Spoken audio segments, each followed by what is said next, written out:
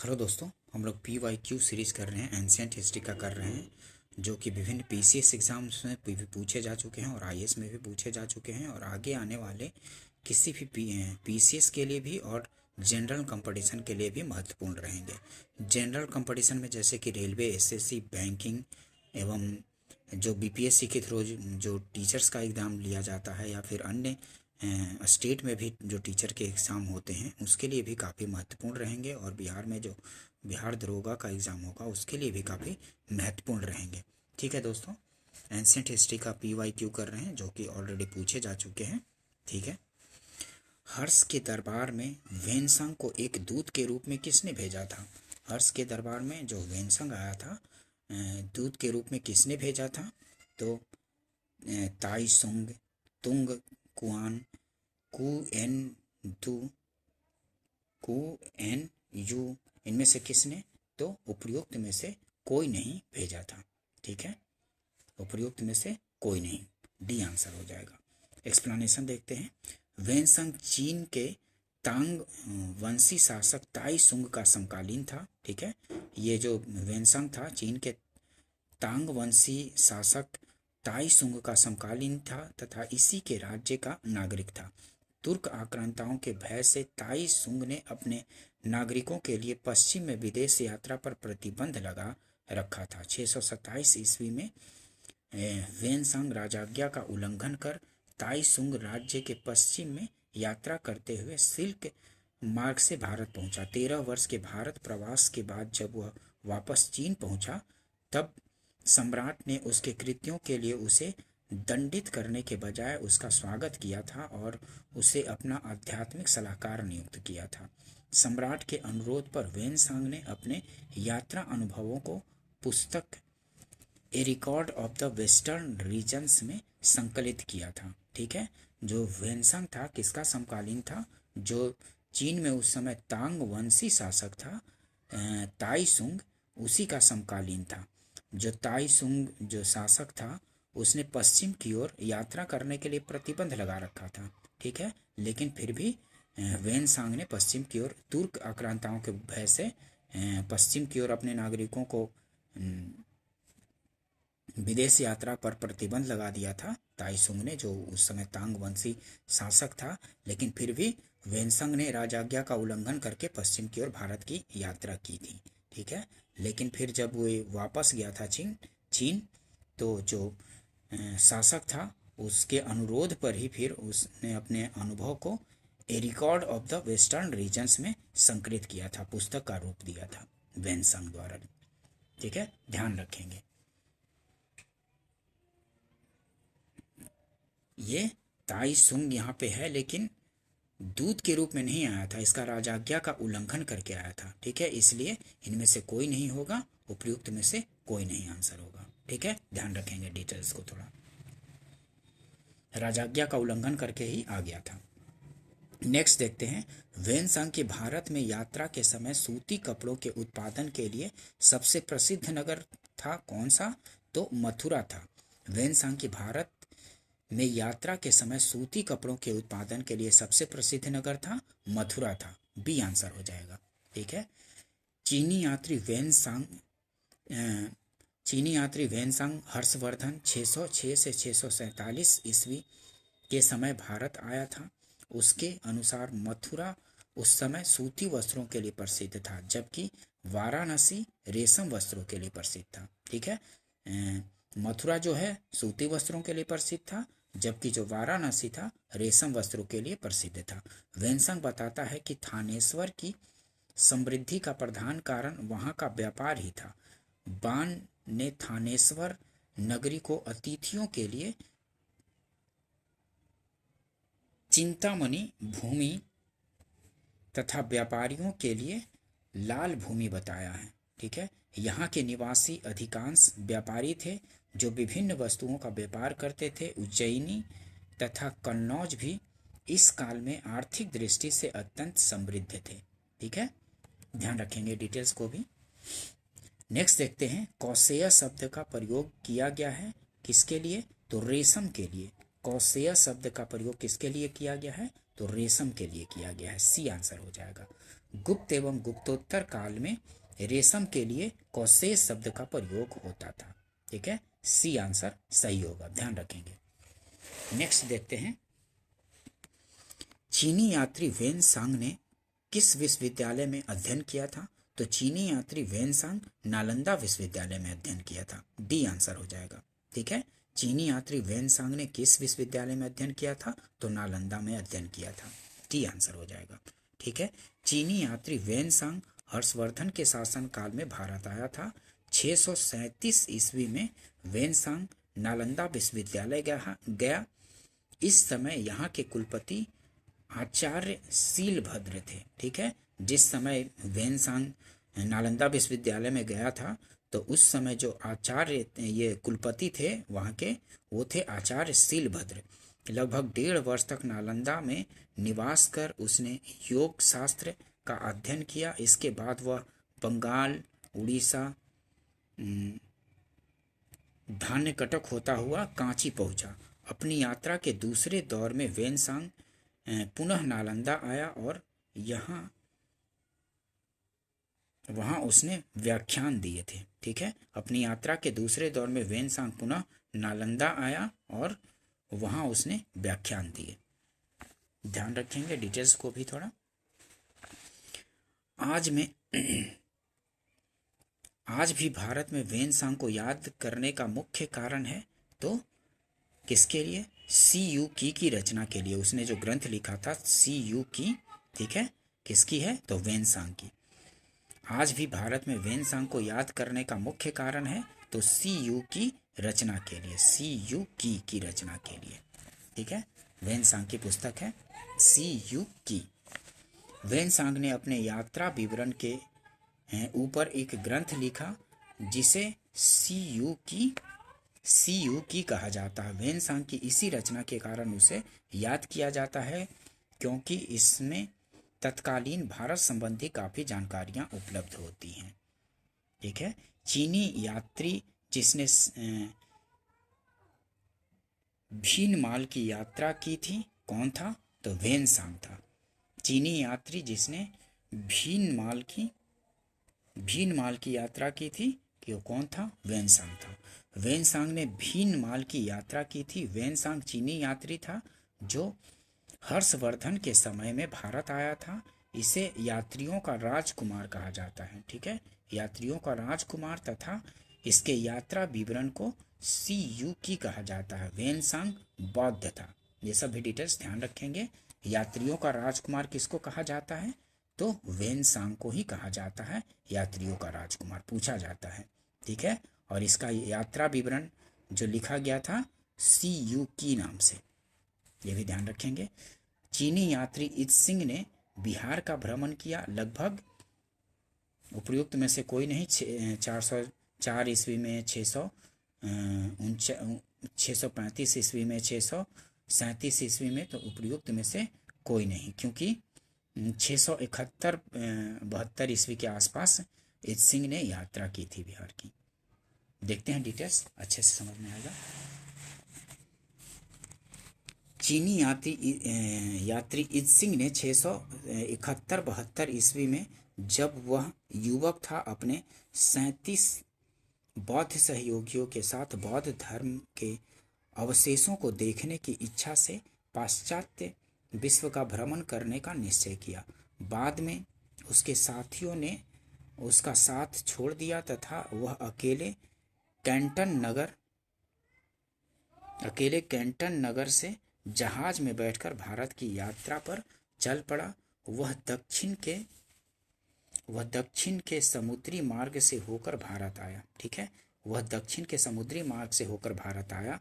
693-94 ईस्वी के लगभग सुमात्रा होता हुआ वह चीन वापस लौट गया था। 693-94 के लगभग सुमात्रा होता हुआ चीन वापस लौट गया था। ठीक है, मतलब 7वीं शताब्दी के अंतिम दशकों में आया था, मतलब कि लगभग 671-72 ईस्वी के आसपास। ठीक है, नेक्स्ट देखते हैं, चीनी लेखक भारत का उल्लेख किस नाम से करते हैं? तो इंतु के नाम से करते हैं। चीनी लेखक भारत का उल्लेख किस नाम से करते हैं? तो इंतु के नाम से करते हैं। बी आंसर हो जाएगा। प्राचीन कालीन चीनी लेखकों ने भारत का उल्लेख इंतु तथा थियांतु नाम से किया है। इंतु या थियांतु नाम से किया है भारत का उल्लेख। नालंदा विश्वविद्यालय के विनाश का कारण था, क्या था? तो मुसलमान थे। ठीक है, नालंदा विश्वविद्यालय के विनाश का कारण मुसलमान थे। ए आंसर हो जाएगा। नालंदा विश्वविद्यालय बख्तियार खिलजी के अधीन तुर्क मुस्लिम आक्रमणकारियों द्वारा 1193 ईस्वी में नष्ट किया गया था। वह भारत में बौद्ध मत के पतन के लिए अंतिम प्रहार के रूप में देखा जाता है। ठीक है, नालंदा विश्वविद्यालय को किसने नष्ट किया था? बख्तियार खिलजी ने। नालंदा विश्वविद्यालय बख्तियार खिलजी के अधीन तुर्क मुस्लिम आक्रमणकारियों द्वारा 1193 ईस्वी में नष्ट किया गया था। ठीक है, ध्यान रखेंगे, डिटेल्स को पूछे जाते हैं, बार बार रिपीट होते रहते हैं। भारत में सबसे प्राचीन विहार कौन सा है? तो सबसे प्राचीन विहार जो है भारत में नालंदा है। भारत में सबसे प्राचीन विहार नालंदा। दिए गए विकल्पों में से बिहार प्रांत के पटना में 64 किलोमीटर दक्षिण में बड़गांव नामक स्थान में स्थित नालंदा भारत में सबसे प्राचीन विहार है। 5वीं सदी के मध्य गुप्तों के समय में नालंदा स्थित विश्वविद्यालय अस्तित्व में आया। सर्वप्रथम कुमारगुप्त प्रथम ने नालंदा बौद्ध विहार को दान दिया और बाद में बुद्धगुप्त, तथागत गुप्त और बलादित्य नामक गुप्त शासकों ने भी इस विहार को दान दिया था। ये नालंदा विश्वविद्यालय को किसने बनवाया था? तो कुमारगुप्त प्रथम ने बनवाया था। ठीक है, पूछा जाता है नालंदा कहाँ पर स्थित है? तो नालंदा कहाँ? बिहार में स्थित है, आप लोग को पता है। डी आंसर हो जाएगा। नेक्स्ट क्वेश्चन देखते हैं, डिटेल्स को भी ध्यान से देखते चलेंगे दोस्तों। ठीक है, नेक्स्ट देखते हैं। गुप्तोत्तर युग में प्रमुख व्यापारिक केंद्र था कौन सा? तो कन्नौज था। गुप्तोत्तर युग में प्रमुख व्यापारिक केंद्र कन्नौज था। ए आंसर हो जाएगा। ठीक है, गुप्तोत्तर युग में व्यापार का केंद्र उज्जैन से गुप्तोत्तर युग में व्यापार का केंद्र उज्जैन से हटकर कन्नौज हो गया था। ठीक है, उज्जैन का महत्व गुप्त काल में शक विजय के बाद बहुत बढ़ गया था।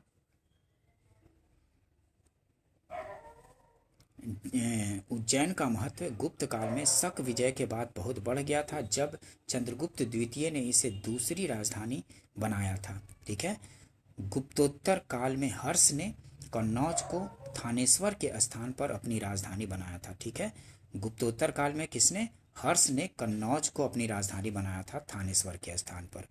कन्नौज गंगा यमुना द्वाब में स्थित होने तथा महत्वपूर्ण व्यापारिक स्थल होने के कारण 3 शक्तियों पाल, प्रतिहार और राष्ट्रकूट के आकर्षण का केंद्र बना था। ठीक है, ये 3 शक्तियों में जो लड़ाई हुई थी, पाल, प्रतिहार और राष्ट्रकूट, वो किसके कारण हुई थी? कन्नौज के कारण ही हुई थी। ठीक है,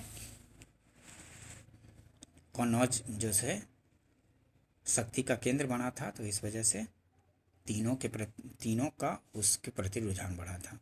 नेक्स्ट क्वेश्चन देखते हैं। सामंतवाद का विकास गुप्तोत्तर काल की कृषक संरचना की प्रमुख विशेषता थी। सामंतवाद का विकास गुप्तोत्तर काल की कृषक संरचना की प्रमुख विशेषता थी। सही है। इस काल में भूस्वामी, मध्यस्थ वर्ग एवं आश्रित कृषक वर्ग अस्तित्व में आया। ठीक है, तो ये दोनों सही है और आर ए की सही व्याख्या भी है, तो ए आंसर हो जाएगा। एक बार फिर से देखिए, सामंतवाद का विकास गुप्तोत्तर काल की कृषक संरचना की प्रमुख विशेषता थी। सही है। और इस काल में भूस्वामी, मध्यस्थ वर्ग एवं आश्रित कृषक वर्ग अस्तित्व में आया था, तो ये भी सही है। तो दोनों सही है और आर कारण जो है और कथन का व्याख्या भी करता है। सही, ये आंसर हो जाएगा। ठीक है, ध्यान रखेंगे। नेक्स्ट क्वेश्चन देखते हैं। भारतीय इतिहास के संदर्भ में निम्नलिखित में से कौन से सामंती व्यवस्था का अनिवार्य तत्व है? तो सामंती व्यवस्था का अनिवार्य तत्व इनमें से कौन है? तो अत्यंत सशक्त केंद्रीय राजनीतिक सत्ता और अत्यंत दुर्बल प्रांतीय अथवा स्थानीय राजनीतिक सत्ता। ठीक है, सही उत्तर चुनना है। तो भारतीय इतिहास के संदर्भ में निम्नलिखित में से कौन सा सामंती व्यवस्था का अनिवार्य तत्व है? तो अत्यंत सशक्त केंद्रीय राजनीतिक सत्ता और अत्यंत दुर्बल प्रांतीय अथवा स्थानीय राजनीतिक सत्ता, ये सही है। भूमि के नियंत्रण तथा स्वामित्व पर आधारित प्रशासनिक संरचना का उदय, ये भी सही है। सामंत तथा उसके अधिपति के बीच स्वामी दास संबंध का बनना, ये गलत है। ठीक है, तो 1 और 2 सही होगा, तो ए आंसर हो जाएगा। ठीक है, भूमि के नियंत्रण तथा स्वामित्व पर आधारित प्रशासनिक संरचना का उदय, तो ये भी सही, लेकिन ये स्वामी दास संबंध का बनना ये गलत है। ठीक है, तो ये आंसर हो जाएगा, 1 और 2 सही है। नेक्स्ट क्वेश्चन देखते हैं दोस्तों।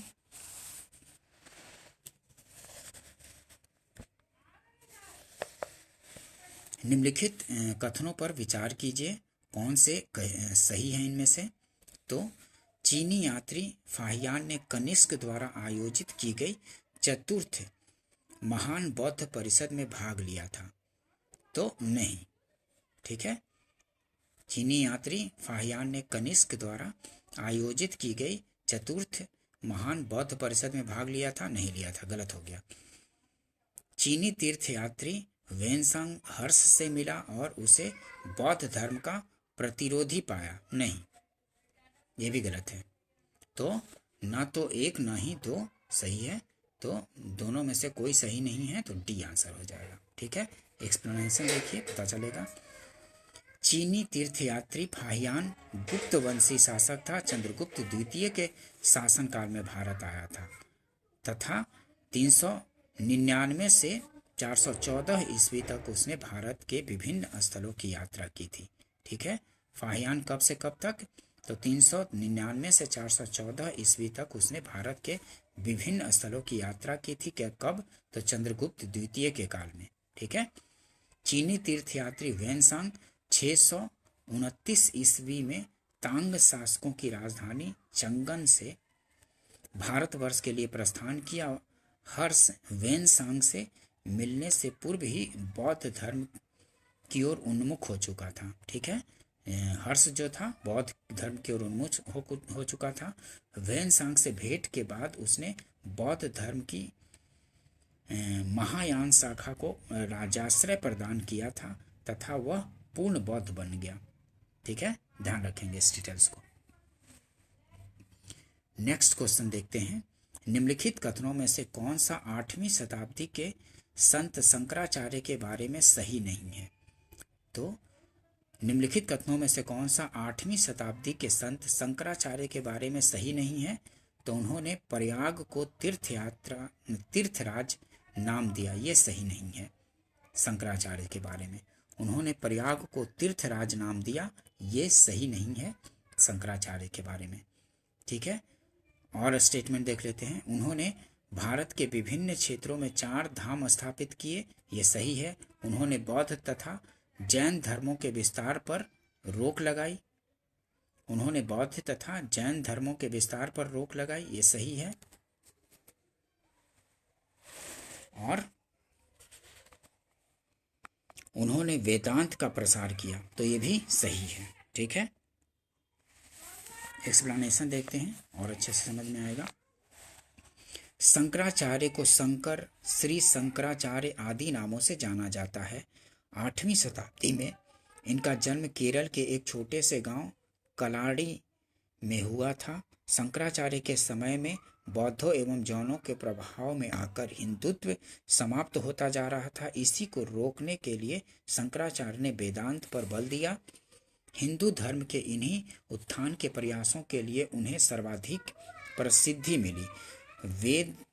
वेद के अध्ययन और संकलन के लिए उन्होंने संपूर्ण भारत का पैदल ही भ्रमण किया। उनके दर्शन को अद्वैत वेदांत के नाम से जाना जाता है। शंकराचार्य द्वारा स्थापित 4 मठ वर्तमान में हिंदू धर्म के पथ प्रदर्शक माने जाते हैं। इनका विवरण इस प्रकार है। श्रृंगेरी कर्नाटक में, कर्नाटक दक्षिण में, द्वारका गुजरात पश्चिम में, पुरी उड़ीसा पूर्व में, तथा चौथा है ज्योतिर्मठ जोशीमठ उत्तराखंड उत्तर में स्थित है। ठीक है, 4 मठ स्थापित किए थे, ध्यान रखेंगे। आदि शंकर जो बाद में शंकराचार्य बने उनका नाम क्या था? तो आदि शंकर जो जन्म हुआ था कहाँ पे? आदि शंकर जो बाद में शंकराचार्य बने उनका जन्म हुआ था कहाँ? केरल में हुआ था। बी आंसर हो जाएगा। ठीक है, आदि शंकर जो बाद में शंकराचार्य बने उनका जन्म हुआ था केरल में। बी आंसर होगा। आदि शंकराचार्य द्वारा स्थापित 4 मठ कहाँ स्थित है? तो कहाँ स्थित है? जोशीमठ, द्वारका, पुरी और श्रृंगेरी में स्थित है। ठीक है, आदि शंकराचार्य द्वारा स्थापित 4 मठ कहाँ स्थित है? तो जोशीमठ, द्वारका, पुरी और श्रृंगेरी में। ठीक है, अभी आपने देखा था कहाँ? श्रृंगेरी कर्नाटक दक्षिण में और द्वारका गुजरात पश्चिम वाले इलाके में, एरिया में, पुरी उड़ीसा पूर्व वाला क्षेत्र में और ज्योतिर्मठ जोशीमठ उत्तराखंड उत्तर वाले एरिया में। ठीक है, ध्यान रखेंगे। जोशीमठ, द्वारका, पुरी और श्रृंगेरी। नेक्स्ट क्वेश्चन देखते हैं।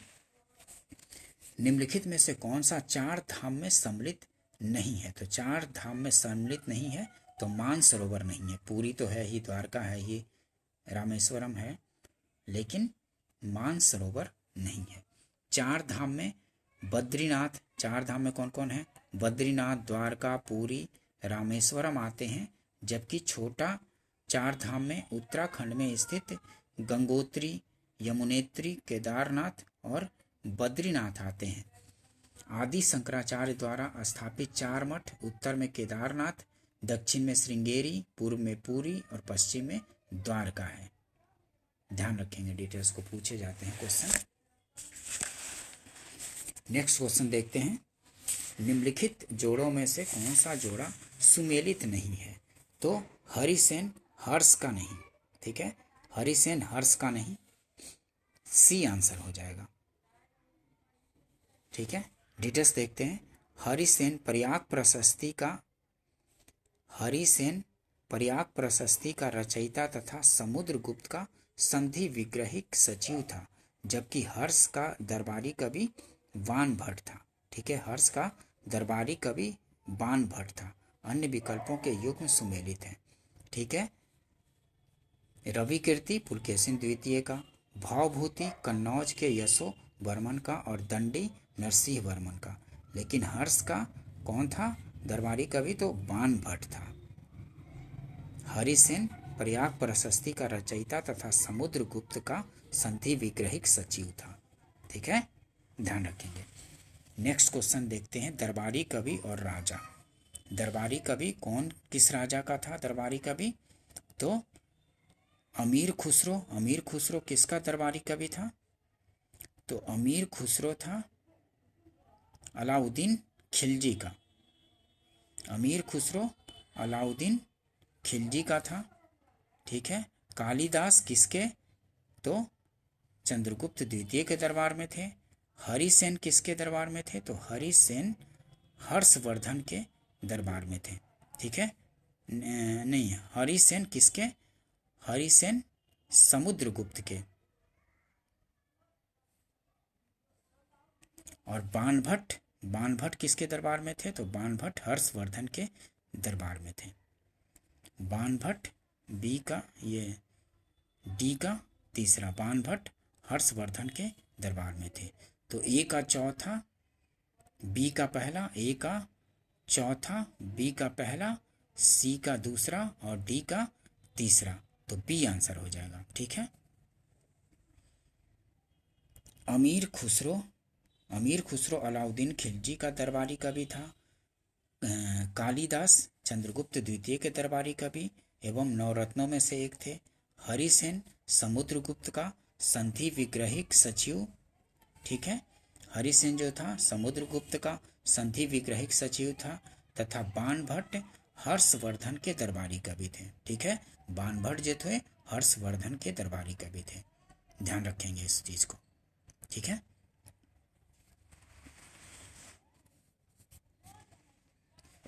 नेक्स्ट क्वेश्चन देखते हैं। सही जोड़े बनाइए, नीचे दिए गए कूट के सही उत्तर चुनिए, ठीक है। तो भोज किसका है, सुमेलित करना है, तो भोज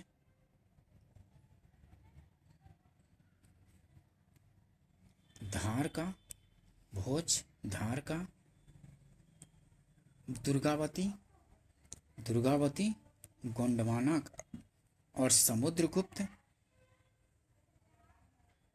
समुद्रगुप्त विदिशा का, और अशोक, अशोक उज्जैन का, ठीक है। तो डी आंसर हो जाएगा। 3 4 2 1। देखिए, भोज से धार, दुर्गावती से गोंडवाना, समुद्रगुप्त से विदिशा और अशोक से उज्जैन। अब देखते हैं भारत, ये प्राचीन भारत में स्थापत्य कला से संबंधित क्वेश्चन, ठीक है। भारत में स्थापत्य कला से संबंधित क्वेश्चन, इनसे भी काफ़ी क्वेश्चन पूछे जाते हैं, ठीक है दोस्तों। आगे बढ़ते हैं। सेशन अगर पसंद आता हो तो इसको लाइक कीजिए, शेयर कीजिए और सब्सक्राइब भी कीजिए, ठीक है, ताकि और भी इस तरह के महत्वपूर्ण वीडियो और भी सब्जेक्ट के लाए जा सकें, ठीक है दोस्तों। चलिए आगे बढ़ते हैं। और प्लेलिस्ट में अभी तक जितने वीडियो आ चुके हैं, मॉडर्न हिस्ट्री के भी काफ़ी लगभग मॉडर्न हिस्ट्री कंप्लीट कराया जा चुका है। ज्योग्राफी में भी 19 वीडियो आ चुके हैं, ठीक है।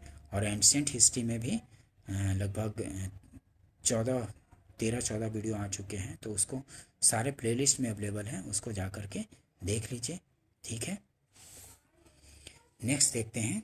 खजुराहो मंदिर स्थापत्य के निर्माण में सहयोगी थे, कौन, तो चंदेल थे। खजुराहो मंदिर स्थापत्य के निर्माण में कौन सहयोगी थे, तो चंदेल थे, ठीक है।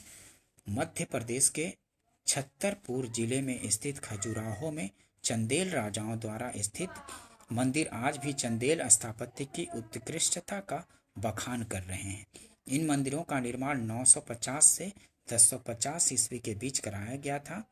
यहाँ के मंदिरों में कंदरिया महादेव मंदिर सर्वोत्तम है, ठीक है। यहाँ के मंदिरों में कंदरिया महादेव मंदिर सर्वोत्तम है। खजुराहो का कंदरिया महादेव मंदिर किसने बनवाया था, तो चंदेल ने बनवाया था। खजुराहो का कंदरिया महादेव मंदिर किसने बनवाया, तो चंदेल ने बनवाया था। डी आंसर हो जाएगा, ठीक है। किस राजवंश ने भारत को प्रसिद्ध खजुराहो के मंदिर दिए, तो चंदेल ने दिए। किस राजवंश ने भारत को प्रसिद्ध खजुराहो के मंदिर दिए, तो चंदेलों ने दिए थे। सी आंसर हो जाएगा, ठीक है। खजुराहो से चंदेल ही जुड़े हुए हैं, उन्होंने ही बनवाया था, चंदेलों ने। नेक्स्ट क्वेश्चन देखते हैं दोस्तों। चंदेल राजाओं ने निर्मित किए हैं, तो क्या, खजुराहो के मंदिर, ठीक है। चंदेल राजाओं ने निर्मित किए हैं खजुराहो के मंदिर, ठीक है। खजुराहो के मंदिर संबंधित है, तो खजुराहो के मंदिर संबंधित है किससे, तो हिंदू धर्म और जैन धर्म से, ठीक है। ध्यान रखेंगे, पूछे जाते हैं कि किस धर्म से कौन से मंदिर संबंधित है। तो खजुराहो के मंदिर किससे संबंधित है, हिंदू धर्म और जैन धर्म से। सी आंसर हो जाएगा। खजुराहो में 85 मंदिरों के निर्माण का उल्लेख मिलता है। ये मंदिर चंदेल शासकों द्वारा बनवाए गए। वर्तमान में इसमें 30 मंदिर ही शेष है। ये मंदिर वैष्णव, शैव, शाक्त एवं जैन से संबंधित है। वैष्णव, शैव, शाक्त और जैन से संबंधित है, ठीक है। नेक्स्ट क्वेश्चन देखते हैं। किस वंश के राजाओं ने खजुराहो स्थित मंदिरों का निर्माण करवाया था, तो चंदेल ने करवाया था। सी आंसर हो जाएगा। खजुराहो का मातंगेश्वर मंदिर समर्पित है किसको, खजुराहो का मातंगेश्वर मंदिर शिव को समर्पित है, ध्यान रखेंगे। खजुराहो का मातंगेश्वर मंदिर किसको समर्पित है, तो शिव को समर्पित है। खजुराहो का मातंगेश्वर मंदिर भगवान शिव को समर्पित है। यह मंदिर संभवतः राजा धंग के काल में निर्मित हुआ। खजुराहो के मंदिरों का काल 950 से 1050 ईस्वी के बीच है। इन मंदिरों की निर्माण शैली नागर शैली है। ये सब जो मंदिर बनाए गए हैं नागर शैली में बनवाए गए हैं, ठीक है, खजुराहो के मंदिर। नेक्स्ट क्वेश्चन देखते हैं, निम्न में से कौन सा मंदिर खजुराहो में नहीं है? तो कौन सा? दशावतार मंदिर जो है खजुराहो में नहीं है। ठीक है, निम्न में से कौन से मंदिर खजुराहो में नहीं है? तो दशावतार मंदिर खजुराहो में नहीं है, सी आंसर होगा। डिटेल्स देखिए, दशावतार मंदिर देवगढ़ झांसी में स्थित है। ठीक है, दशावतार मंदिर देवगढ़ झांसी में स्थित है तथा यह मंदिर गुप्तकालीन है। शेष सभी मंदिर खजुराहो में स्थित है जो चंदेल राजाओं के द्वारा बनवाए गए हैं। निम्नलिखित में से कौन विश्व धरोहर स्थल वर्ल्ड हेरिटेज साइट नहीं है? तो मांडू का महल ये वर्ल्ड हेरिटेज साइट नहीं है। ठीक है, निम्नलिखित में से कौन सा विश्व धरोहर स्थल वर्ल्ड हेरिटेज साइट नहीं है? तो मांडू का महल नहीं है, डी आंसर हो जाएगा। यूनेस्को की विश्व धरोहर स्थल सूची में शामिल मध्य प्रदेश के ऐतिहासिक स्थलों में खजुराहो का मंदिर, भीमबेटका की गुफाएं एवं सांची का स्तूप शामिल है। मांडू का महल इस सूची में सम्मिलित नहीं किया गया है। ठीक है, ध्यान रखेंगे इस चीज को।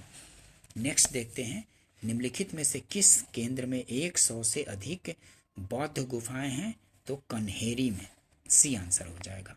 निम्नलिखित में से किस केंद्र में 100 से अधिक बौद्ध गुफाएं हैं? तो कन्हेरी में है, सी आंसर हो जाएगा।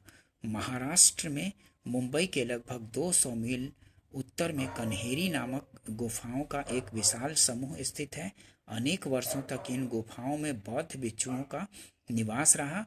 ये गुफाएं 8वीं-9वीं शताब्दी की हैं। ठीक है, नेक्स्ट क्वेश्चन देखते हैं, आबू का जैन मंदिर किससे बना है? तो आबू का जैन मंदिर जो बना है संगमरमर से बना है, डी आंसर होगा। ठीक है, आबू के दिलवाड़ा जैन मंदिर संगमरमर के बने हैं, जिनका निर्माण गुजरात के चालुक्य सोलंकी शासक भीमदेव प्रथम के सामंत बीमल शाह ने करवाया था। ठीक है, डिटेल्स ध्यान रखेंगे। आबू के दिलवाड़ा जैन मंदिर संगमरमर के बने हैं, जिनका निर्माण गुजरात के चालुक्य सोलंकी शासक भीमदेव प्रथम के सामंत बीमल शाह ने करवाया था। ठीक है, ध्यान रखेंगे इसको। पूछे जाते हैं, निम्नलिखित नगरों में से किस एक के निकट पालीताना मंदिर अवस्थित है? तो भावनगर के निकट। निम्नलिखित नगरों में से किस एक के निकट पालीताना मंदिर अवस्थित है? तो भावनगर के निकट।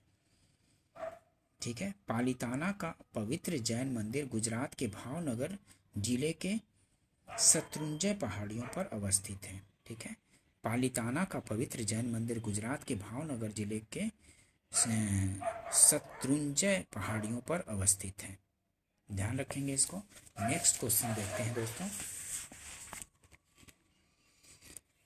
एलिफेंटा की गुफाएं मुख्यतः निम्न धर्म के मतावलंबियों के उपयोग के लिए काट कर बनाई गई थी। तो किसके लिए? शैव धर्म के लिए। एलिफेंटा की गुफाएं मुख्यतः निम्न धर्म के मतावलंबियों के उपयोग के लिए काट कर बनाई गई थी। तो किसके लिए? शैव धर्म के लिए, सी आंसर हो जाएगा।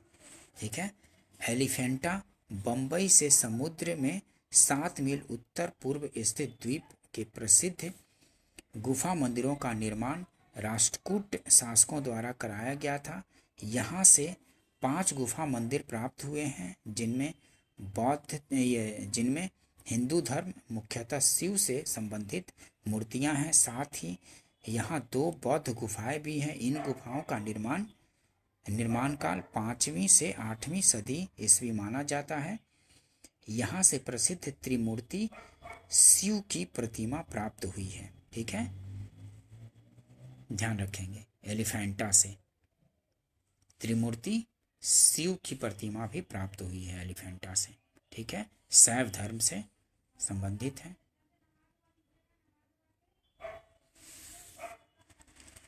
एलिफेंटा के प्राचीन स्मारक हैं। एलिफेंटा के प्राचीन स्मारक हैं तो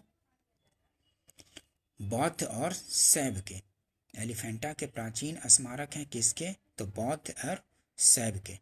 नीचे दिए हुए कूट से सही उत्तर का चयन करना है, तो डी आंसर हो जाएगा, बौद्ध और शैव के। एलिफेंटा के प्राचीन स्मारक किसके हैं, तो बौद्ध और शैव के हैं, डी आंसर हो जाएगा। एलिफेंटा के प्रसिद्ध शैल को काटकर बनाए गए मंदिरों का श्रेय दिया जाता है किसको, तो राष्ट्रकूटों को दिया जाता है। एलिफेंटा के प्रसिद्ध शैल को काटकर बनाए गए मंदिरों का श्रेय किसे दिया जाता है, तो राष्ट्रकूटों को दिया जाता है, डी आंसर हो जाएगा।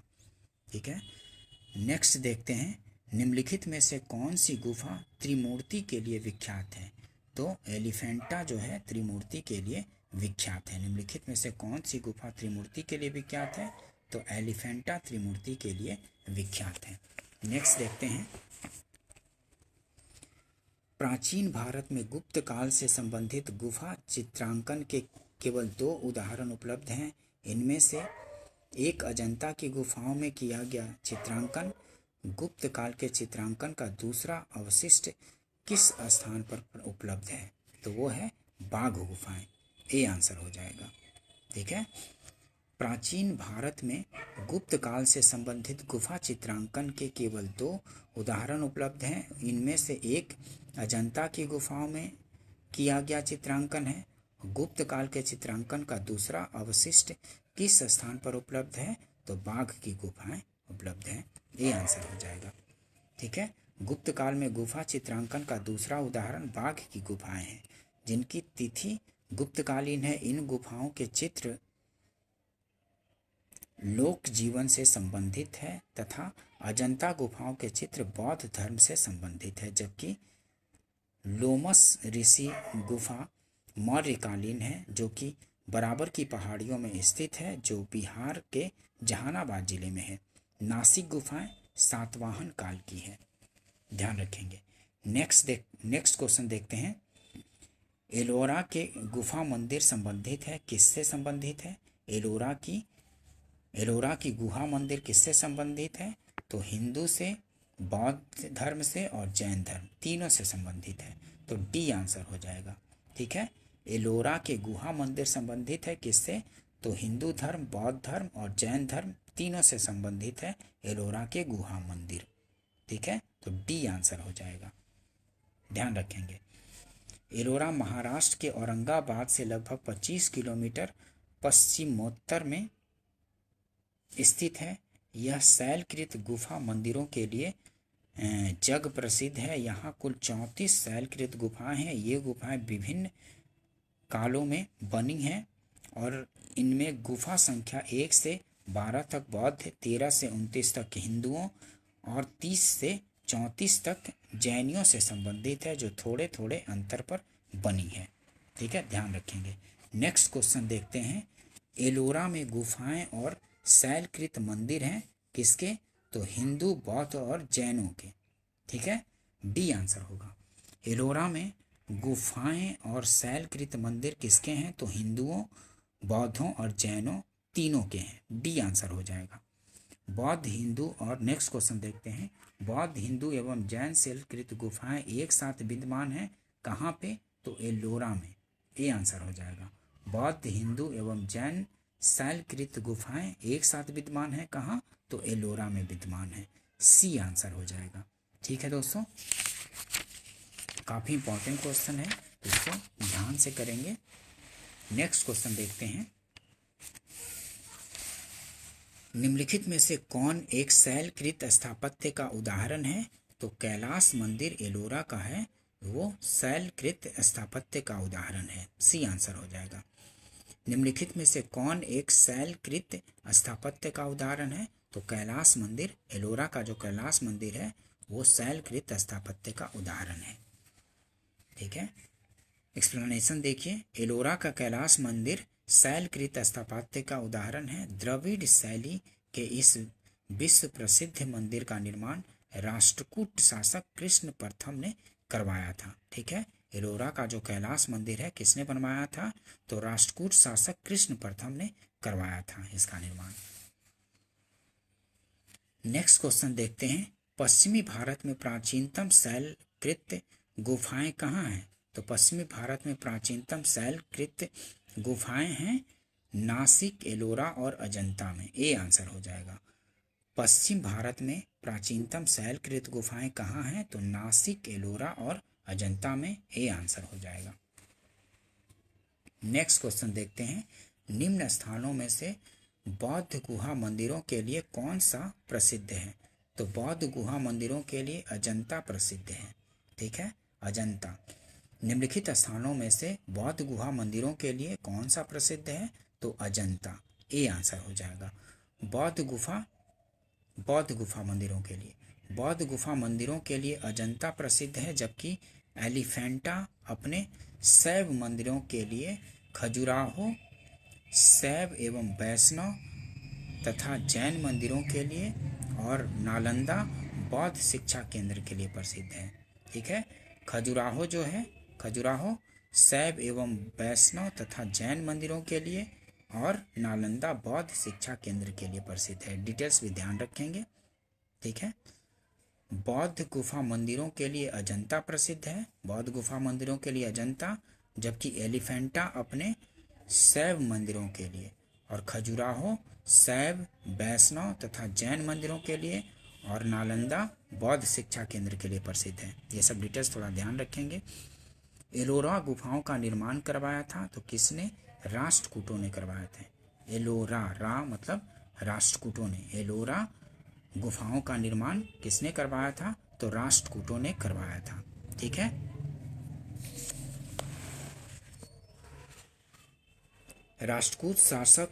राष्ट्रकूट शासक उत्साही निर्माता थे। महाराष्ट्र स्थित एलोरा पहाड़ी पर अधिकांश मंदिरों का निर्माण इनके द्वारा करवाया गया था। महाराष्ट्र स्थित एलोरा पहाड़ी पर अधिकांश मंदिर का निर्माण इनके द्वारा कराया गया। ठीक है, ध्यान रखेंगे डिटेल्स को। ठीक है दोस्तों, वीडियो अगर पसंद आता हो तो इसको लाइक कीजिए, सब्सक्राइब कीजिए और शेयर भी कीजिए।